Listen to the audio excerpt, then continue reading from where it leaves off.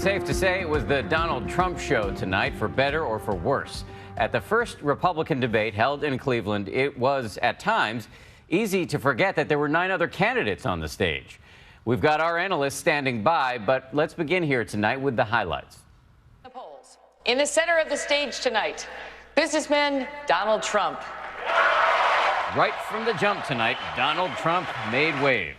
Is there anyone on stage, and can I see hands, who is unwilling tonight to pledge your support to the eventual nominee of the Republican Party and pledge to not run an independent campaign against that person? Mr. Trump. I cannot say I can totally make that pledge. If I'm the nominee, I will pledge I will not run as an independent. So tonight you can't say if another one of these... This is what's wrong. I mean, Okay. This is what's wrong. He buys and sells politicians of all stripes. He's used to buying politicians. Well, I've given him plenty of money. You're not going to make the pledge tonight? I will not make the pledge at this time. Okay. A few other candidates said a few other things, and then 21 minutes in, it was back to Trump for another doozy. You've called women you don't like fat pigs, dogs, slobs, and disgusting animals. Your Twitter account... Only has Rosie several... O'Donnell. No, it wasn't. For the record, it was well beyond Rosie O'Donnell. Yes, I'm sure it was. Your Twitter account has several disparaging comments about women's looks.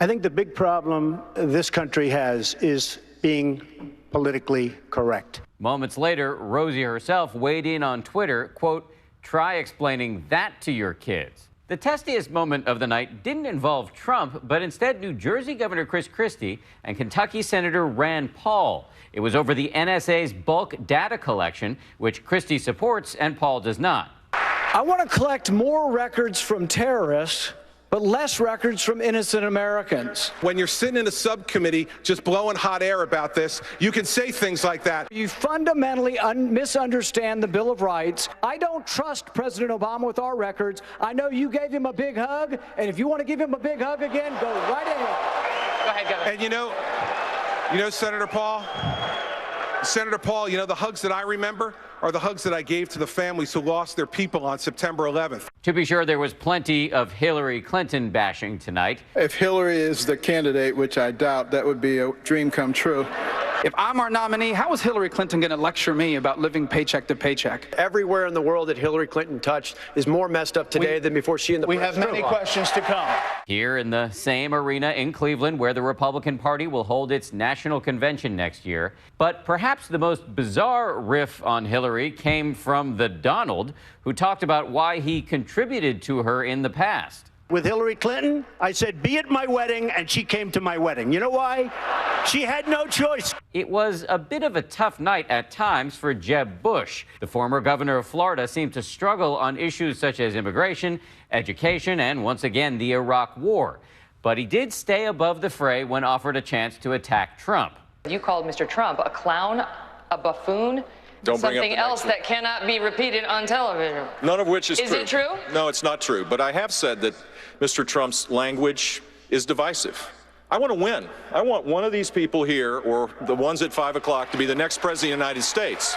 Well, first of all, Jeb, I am very happy that you denied that, and I appreciate that very much. So how did the debate go over with Republican voters? We got some rapid response tonight. If you won't say it, I will. From Tomi Lahren, a young political commentator who's become a viral sensation on YouTube in recent weeks. Tonight she weighed in on all things Trump. We know Donald Trump tells it like it is. He's not afraid of it. What I saw, though, is Donald Trump be fearless. I didn't see him back himself into a corner. I saw him challenge Megyn Kelly. I saw him challenge other Republicans on the stage. And then I saw Megyn Kelly challenge him right back. I like the conversation there.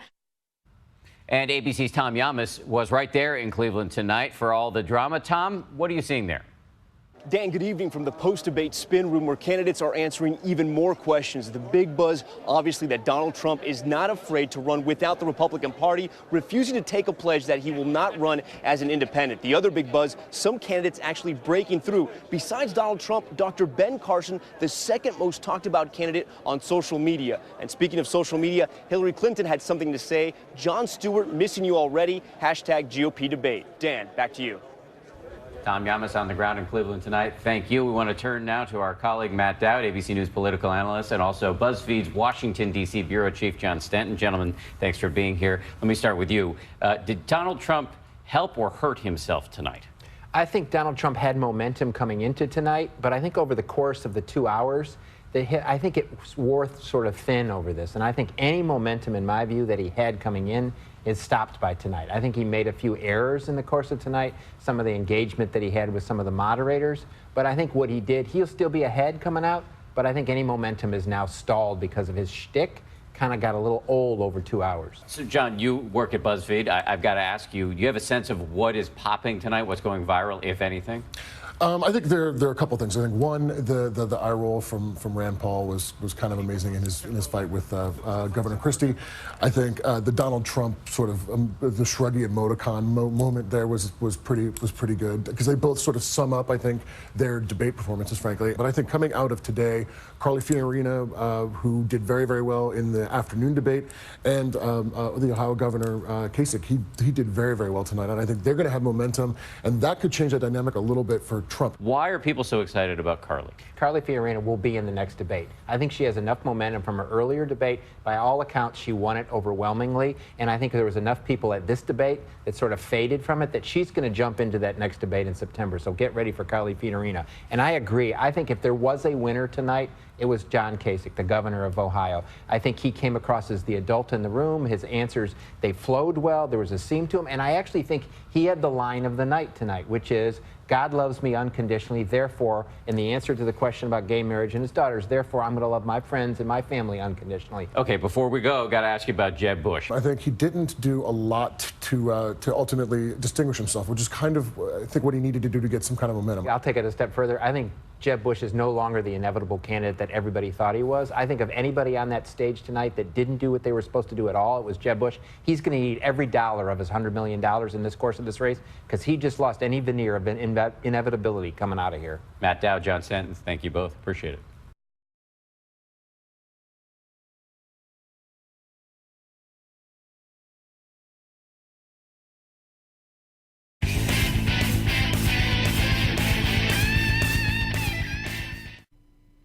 Hey folks, Dude here, coming in from the first Republican get-together where they pretty much just try to shellac each other, show each other why their balls are dragging the floor better than the other guys, and of all of them, the only person that really proceeded to just simply clock everybody upside the noggin and show them that his balls were dragging on the floor, leaving grooves and doing some very attributably excellent things in terms of bringing up subject matter that politically correct guys wouldn't, was Donald Trump. Now, of that, I'm going to say simply this.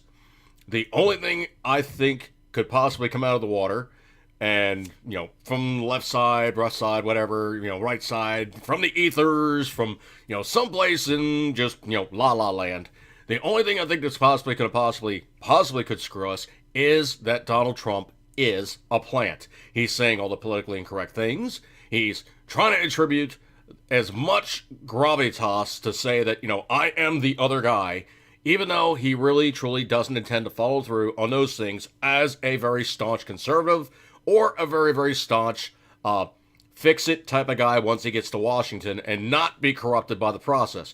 Now, of that, the other guys kind of made a showing, kind of made a couple lines, kind of made a couple things, but the person that stood out front and center and just took over the thing and completely smacked everybody to the point where they were gobsmacked was Donald Trump. Now, the only thing I really fear is he is going to be like a Ross Perot. The reason why Bill Clinton got elected president was Ross Perot, running as a third party, saying he wasn't a Democrat, even though, there is very, very deep attributions to Donald Trump being very not conservative. And the thing about it is if he puts on new clothes and tries to show himself as something different, when he really truly isn't, he could be that guy that goes, oh, okay, I'm going to jump third party and I'm going to slurp off, a good chunk of the votes. Ross Perot sucked off 18% of the votes. That's why Bill Clinton got elected. The Republicans had no way to counter that fact that somebody else pulled off 20% of the votes and directed them either nowhere or for a guy that really truly had no real good intention to run as an independent. The thing about it is Ross Perot was always known to be a very pretty much staunch, well, kind of not really talking about it in public, Democrat. Now, the thing about it is of all things, Trump is actually from New York, okay? I'm from New York. I am a turncoat. I am an absolute turncoat. I am completely against everything that New York City stands for, okay? All the infighting, all the stupid politics, all the stupid way to stick you every way but Sunday for a fee, fine, or what have you, to make you pay for everything. I went there years and years and years ago, and it cost $17 a person to get an e-ticket ride, to ride the elevator, to get on top of the Empire State Building. Now, it's like living around in, like, the Washington metropolitan area like I currently do in Baltimore. If you live here, you really don't go down to Washington, D.C. and do all the touristy stuff. Yes, I did that during school, and yes, all the, the kind of student trip type of things that you do. You basically go to, like, the Washington Monument, and you do this, that, and the other thing, and you check out all the Smithsonians and all the rest of that good stuff. If you live here, you really don't do that. Just like in New York City, I was never on top of World Trade Center. I was never on top of the Empire State Building. I'd never been to the Statue of Liberty. The only time I ever saw these things was when we were driving around in my parents' car, or we had happenstance to basically go from here to there and what have you. But let me put it in perspective. My brothers live in the boroughs. My dad lives New York area north of Manhattan by about 12 or 13 miles or so. To get in a car and drive that distance is nothing, okay? You pretty much just drive up the roadway, bing, bang, boom, you're there, minimal trip, maybe 30, 40 minutes max with even traffic at its absolute worst. But my brothers, who still live in New York City, will not visit my dad. Why? Because they don't have a bus or a train going there. That's the mindset. If you don't have a bus or a train ticket to get someplace, or a cab, which will be, ridiculously expensive, just kind of going round and round. But the thing about it is there's a lot of mindset for New York City that is very much kind of like the Parisians versus the French countrymen. The people that actually live in Paris, there's even two distinct French languages. You have French and you have Parisien. Kind of that same kind of mindset with the guys who are from New York City. Being from New York City, I got the toot, okay? I'm from there. I'm cocky. That's how I am.